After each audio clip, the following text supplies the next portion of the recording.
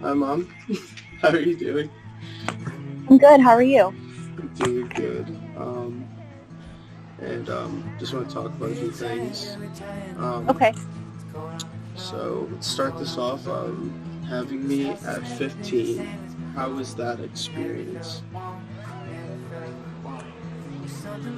Well, it was life-changing.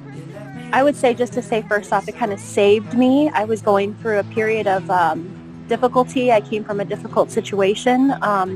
I was in a lot of trouble, and being pregnant at 15, um, it just kind of gave me a new set of eyes and a new set of focus.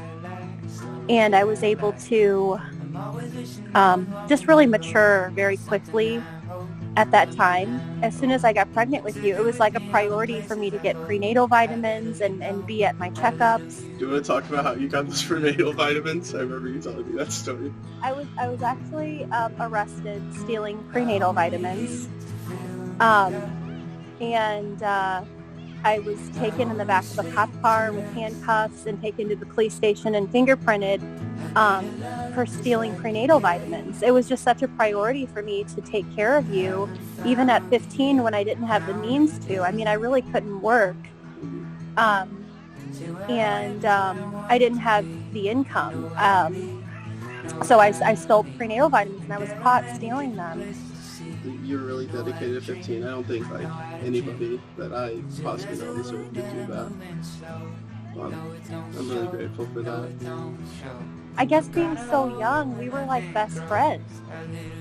I mean, I took you on the city bus systems, because, Chicago has the city buses, and I got free bus passes. And I was able to, because I had you so young, they let me get my GED before my class graduated.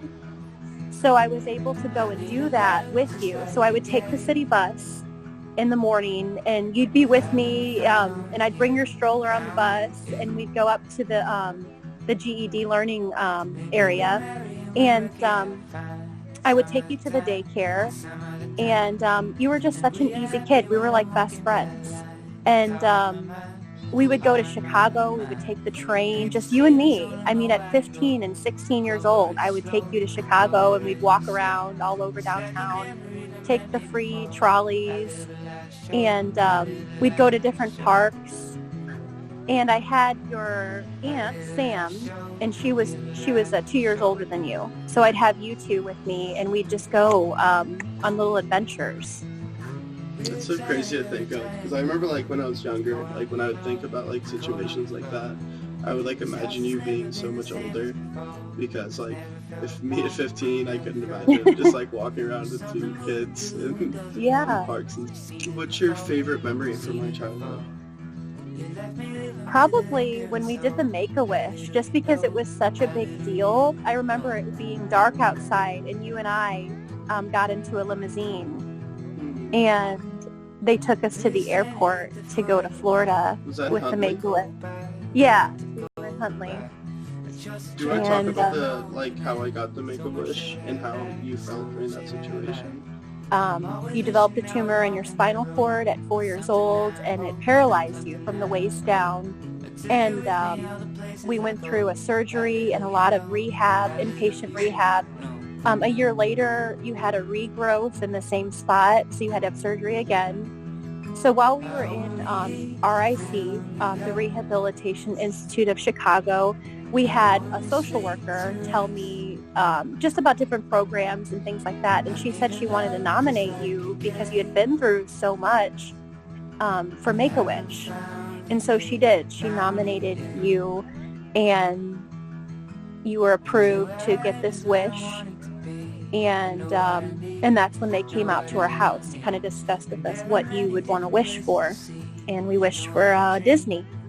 How is the situation in the hospital? I was very, in touch with you. I was very close with you. I knew there was something wrong. I was very concerned. And you started saying that you couldn't walk. Your pain kind of subsided, but you were saying that you just couldn't walk. And I remember the nurses saying, no, he's just scared to walk. And I just thought that's just so absurd. He's not scared to walk. They were saying you were scared to walk because of the pain you were in. You didn't want to walk. And I'm like, no. There's something going on. And then Grandma Lori, she was there with you, and she was reading you a book, a pretty heavy book. And she accidentally kind of dropped it on your leg. And she noticed that you didn't even flinch. You know, she had the doctors in there really quickly. And they went ahead and did an MRI on you right away. And that's when they found the tumor in your spinal cord. And I just remember just really having a kind of a spiritual moment. I mean, I guess I was asking God, you know, why. I was in the chapel a lot. I cried a lot because they said you might not live. You had to be flown out of there with a helicopter within like an hour of having that MRI done. And I spent a lot of time in the chapel just crying and asking God why, and just, you know, not really sure why this was happening. It was very scary for me. They said you would never walk again. And it was the hardest time of my life going through this with you. But you were so strong. You gave me strength. You know, they say kids are really resilient, and you were very, like, you'd come out of your surgeries smiling and laughing, and like it just made me strong seeing you as such a fighter going through all that. One of the memories that are really like vivid to me is the time that we went to see like Willy Wonka in theaters, and like you like took me in my wheelchair, and then, like you took us into like the city, and you like pushed me into the movie theater, like where you just like stuck me in the hospital or something. We had like time. Yeah, I did. I was like, we're getting out of here. So we were in Chicago downtown, and I'm like, we're gonna go explore. And so we left in your wheelchair, and we went to a movie theater like down the road in downtown. And we went to the beach one day. We went and saw fireworks regularly because every Saturday night they'd have fireworks. So we would like leave at night and just be like, I'm out of here. We're going to go look at these fireworks. I'm honestly so grateful to have you as a mom. I don't think that I would have had to go either way. You've been such a graceful, strong mom. And I feel like I wouldn't do things together. Oh, thank you. That means so much to me. Aw. Thanks, sweetie. That means a lot to me. I'm like over here crying. Yeah. I love you so much. You're my firstborn, you're my baby boy, and you always will be. And I have nothing but amazing things to say about you. I'm so proud of you. I think you're going to do great things, and I think you're a fighter, and there's nothing that can come your way that you wouldn't be able to, you know, surpass and conquer and overcome. There's not anything given what you've already been through. So I'm proud of you.